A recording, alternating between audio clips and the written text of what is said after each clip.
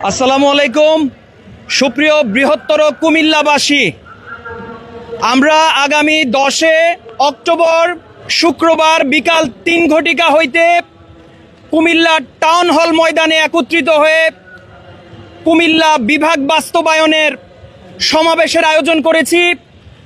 উক্ত সমাবেশে বৃহত্তর কুমিল্লার সর্বস্তরের জনগণকে আমরা আজকে টাউন হল ময়দান থেকে আপনাদেরকে আহ্বান করছি, যারা কুমিল্লাকে ভালোবাসেন, যারা কুমিল্লার অস্তিত্ব রক্ষার্থে আপনারা কুমিল্লার পাশে এসে দাঁড়াবেন, তারা অবশ্যই সেদিন দলে দলে যোগদান করবেন এবং আমরা সেদিন আগামী দিন কুমিল্লা বিভাগ ঘোষণায় যদি কোনো পায়তারা হয় সেটা রুখে দেওয়ার ব্যবস্থা করব।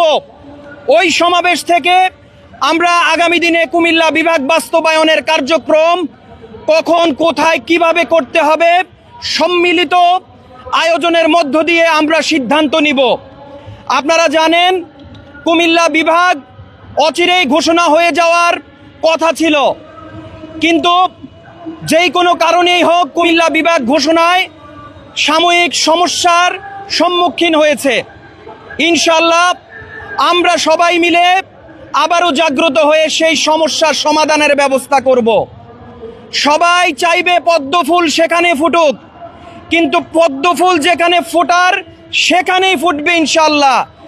কারু কথায় কারু গলার জোরে কুমিল্লা বিভাগ থেকে বঞ্চিত হবে না ইনশাআল্লাহ।